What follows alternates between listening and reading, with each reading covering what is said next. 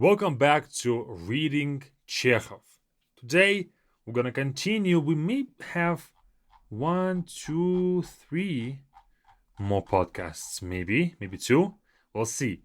So Gurov went to her place, didn't see her, decided to leave and not come into her house, but then he saw that there's a movie premiere. And he said, I gotta go there. And here's where we left off.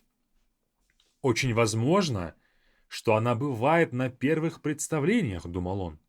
It's very possible she attends the first performances or premieres, he thought. So he is trying to go to this performance not because he wants to see it, but because if it's a premiere, it's a small town, and they have one of the largest houses, so they might show their face there just for some social clout, I guess. So he says this. Next. Театр был полон. The theater was full.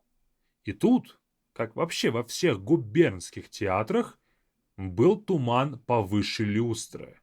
Шумно беспокоилась галерка. В первом ряду перед началом представления стояли местные франты, заложив руки назад. И тут, в губернаторской ложе, на первом месте сидела губернаторская дочь в боа, а сам губернатор скромно прятался за портьерой, и видны были только его руки. Качался занавес, оркестр долго настраивался. This is all one sentence. Can you believe that? And here, as in all provincial theaters, province, remember? There was a haze above the chandelier. The gallery was noisily restless. In the front row, local dandies stood with their hands behind their backs before the performance began. Maybe dandies meaning like those who were looking for ladies, or maybe the theater was a place to show yourself, to shine, to maybe socialize, to maybe it's like a higher status people place. You know, if you're just a worker in some village, or you have a person, and back in those days there was serfdom. So if you were a serf in some houses, then you would never go to the theater. So it's a place where a lot of higher status people came together. And so, you're going to look the part and maybe talk to some ladies and all this stuff. Some dandies, maybe they were kind of, let me just be in the front row before the stage so that people can look at me. Okay. And here, in the governor's box, in the front seat, sat the governor's daughter in a boa, I think it's a dress, while the governor himself modestly hid behind a curtain, only his hands visible. The curtain swayed, the orchestra took a long time to tune. So, the translation talks about two different curtains. Portiera is a curtain. Actually, give me just 1 second. Let me just look it up and be sure in this. Yeah, so portiera can be referring to the curtain on stage, but if it's a governor's box, it's never going to be on stage. It might be, so if you think of the theater, you have one curtain, like above, like a frame, but then when the second row of curtains opens up, that's where the stage is. So the governor's box can be behind the first row of curtains, or it can be before the whole stage on the sides. And on the sides, you might have a curtain to kind of cover those people who are there. It's a governor's box. He doesn't want to be seen by everybody. He wants to also have some privacy. So the curtains of that box, not the stage curtains, but the box curtains, okay? While the governor himself modestly hid behind the curtain, only his hands visible. So, if you're going to look on stage, or look to the stage, and look kind of on the sides of the stage, you will see somebody's hands. That means that on the right side of them, right, or between you and them, there's a curtain hiding him. Okay? The curtain swayed. The orchestra took a long time to tune. So, you're there, the theater is full, There's a whole chit-chat, different dandies or different guys standing around with their hands behind their back. You see the governor's box, you see the governor's daughter in the dress, and you only see governor's hands because he is hidden. Все время, пока публика входила и занимала места, Гуров жадно искал глазами. All the while, as the audience entered and took their seats, Gurov eagerly searched with his eyes. Жадно means eagerly, or жадно also means stingily. Like imagine when you're eating and you don't want to share. You will eat kind of closing the food that you're eating, not to let anybody see what you're eating, and you're going to eat fast. So you're in this kind of gloating in this action of eating. And so imagine the same emotion, but with looking. He is looking, searching, so hungrily. Okay? Вошла и Анна Сергеевна. And Anna Sergeyevna entered. Вошла means entered. Она села в третьем ряду. И когда Гуров взглянул на нее, то сердце у него сжалось. И он понял ясно, что для него теперь на всем свете нет ближе, дороже и важнее человека. She sat in the third row. And when Gurov looked at her, his heart tightened. And he clearly understood that for him now, in the whole world, there was no one closer, dearer, or more important. So, она села, she sat, в третьем ряду, in the third row, взглянул, looked at her, or took a look at her, взглянул на нее, looked at her. Сердце сжалось, the heart tightened. Сжаться means to become tighter, сжаться. So сердце сжалось means the heart tightened. И он понял, and he understood, ясно, clearly, что для него, that for him, теперь, now. Теперь, we've talked about this before, doesn't really mean now in this instance of time. It means but now, when something has changed. This water bottle was full, but now it's empty. So it signifies a change. Then она, затерявшаяся в провинциальной толпе, эта маленькая женщина, ничем не замечательная, с вульгарной лорнеткой в руках, наполняла теперь всю его жизнь, была его горем, радостью, единственным счастьем, какого он теперь желал для себя. She, or her, lost in a provincial crowd, this little woman, unremarkable in any way, with a vulgar lorgnette in her hands, now filled his entire life with his sorrow, his joy, the only happiness he now desired for himself. So, this part is full of adjectives. Затерявшаяся, lost, or затерявшаяся, blend, like when a person gets blended into a crowd. Затерявшаяся, like you cannot even distinguish her. В провинциальной, in the provincial. Маленькая, small. Незамечательная, unremarkable. Вульгарный, vulgar. Not her being vulgar, but the lorgnette. Вульгарный.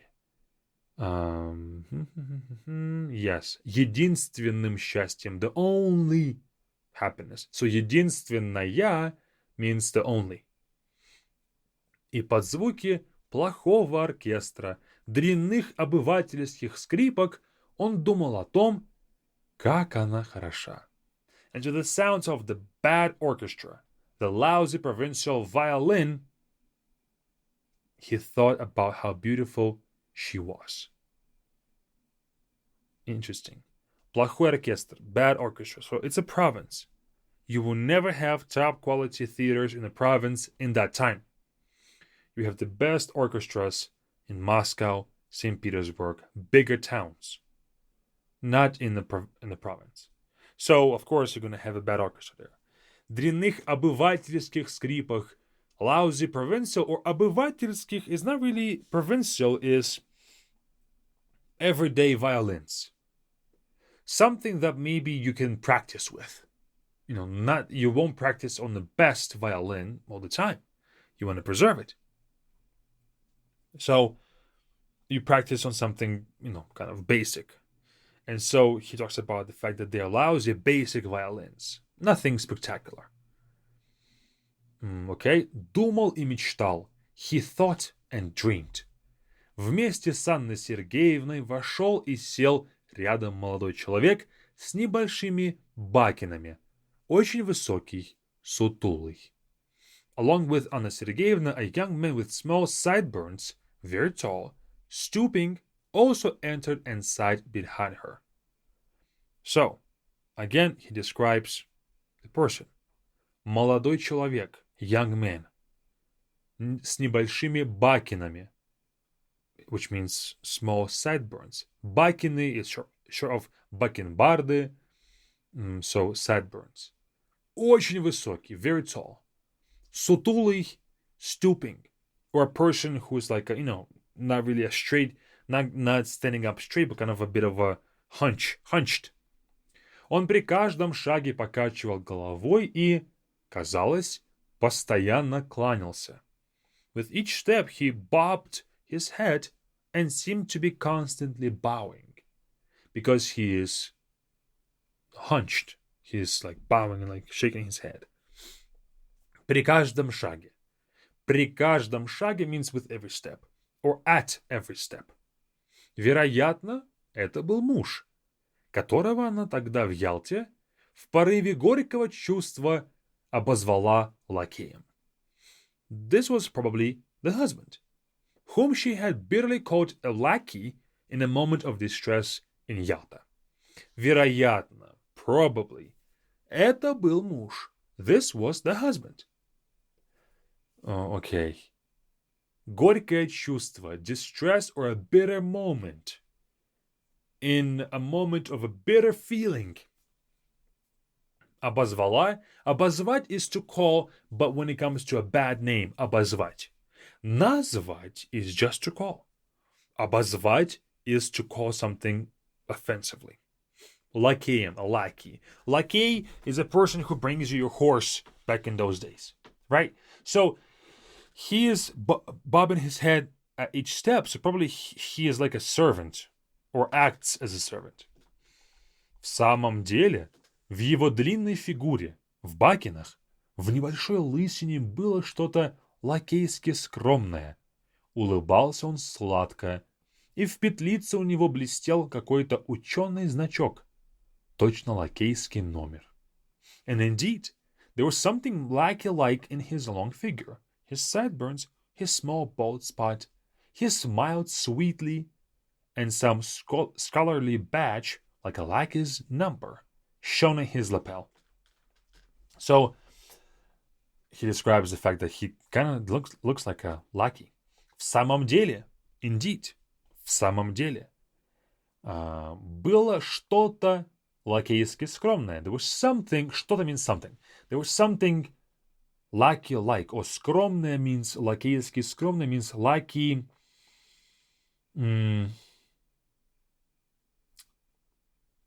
modest. Lackey-like modest. Yeah. So he looks kind of like a lackey, modest person. I hope you didn't think that I'm saying lucky, like with luck, but lackey. Okay, I'm not sure if I'm even saying this correctly. Lackey, lackey. So, and then next. В первом антракте муж ушел курить. Она осталась в кресле. In the first intermission, антракт means intermission. Муж ушел курить, the husband left to smoke. Она осталась в кресле. She remained in her seat. Она осталась, she stayed. Гуров, сидевший тоже в партере, подошел к ней и сказал дрожащим голосом, улыбаясь насильно: «Здравствуйте». Гуров who was also sitting in the stalls. Parterre is a part, I think that it's the first level, parterre, I believe, approached her and said in a trembling voice, with forcing a smile, "Hello." So подошел к ней, came up to her, approached her. Okay. Она взглянула на него и побледнела. Потом еще раз взглянула с ужасом, не веря глазам, и крепко сжала в руках вместе веер и лорнетку, очевидно, борясь с собой, чтобы не упасть в обморок. She looked at him and turned pale, then looked again with horror, not believing her eyes, and tightly clasped her fan and lorgnette together in her hands, obviously struggling not to faint. So, a lot of verbs. Взглянула, took a look, or looked. Побледнела, paled, or turned pale. Сжала, clasped, or held tight. Remember? Сжаться, when his heart tightened. Сжать, without сжаться. So two verbs. Сжаться, which means to get tight, to tighten, to get tighter, reflexive verb. And сжать, to get something, to grip something tightly. So it's either to get tightened or to grip something tightly. Here's the word that, is used here. Сжала в руках, grip tightly in her hands. Чтобы не упасть в обморок. Упасть в обморок means to faint into a faint, okay? Or to fall into a faint. Of course, in English we just simply say to faint, but in Russian it's to fall into a faint. Упасть в обморок. Оба молчали. Both were silent. We're going to stop it right here. The next podcast will be the last of this part. We have a pretty big chunk to read, but it's just like one page of, half a page. So, good stuff. Good stuff. A lot of interesting things happening at the theater and a lot of things to learn from this passage as well. So, let's read it again all together. Очень возможно, что она бывает на первых представлениях, думал он. Театр был полон. И тут, как вообще во всех губернских театрах, был туман повыше люстры. Шумно беспокоилась галерка. В первом ряду перед началом представления стояли местные франты, заложив руки назад. И тут, в губернаторской ложе, на первом месте сидела губернаторская дочь в боа, а сам губернатор скромно прятался за портьерой, и видны были только его руки. Качался занавес, оркестр долго настраивался. Все время, пока публика входила и занимала места, Гуров жадно искал глазами. Вошла и Анна Сергеевна. Она села в третьем ряду, и когда Гуров взглянул на нее, то сердце у него сжалось, и он понял ясно, что для него теперь на всем свете нет ближе, дороже и важнее человека. Она, затерявшаяся в провинциальной толпе, эта маленькая женщина, ничем не замечательная, с вульгарной лорнеткой в руках, наполняла теперь всю его жизнь, была его горем, радостью, единственным счастьем, какого он теперь желал для себя. И под звуки плохого оркестра, дрянных обывательских скрипок он думал о том, как она хороша. Думал и мечтал. Вместе с Анной Сергеевной вошел и сел рядом молодой человек с небольшими бакинами, очень высокий, сутулый. Он при каждом шаге покачивал головой и, казалось, постоянно кланялся. Вероятно, это был муж, которого она тогда в Ялте, в порыве горького чувства, обозвала лакеем. И в самом деле, в его длинной фигуре, в бакинах, в небольшой лысине было что-то лакейски скромное. Улыбался он сладко, и в петлице у него блестел какой-то ученый значок, точно лакейский номер. В первом антракте муж ушел курить. она осталась в кресле. Гуров, сидевший тоже в партере, подошел к ней и сказал дрожащим голосом, улыбаясь насильно: «Здравствуйте». Она взглянула на него и побледнела. Потом еще раз взглянула с ужасом, не веря глазам, и крепко сжала в руках вместе веер и лорнетку, очевидно, борясь с собой, чтобы не упасть в обморок.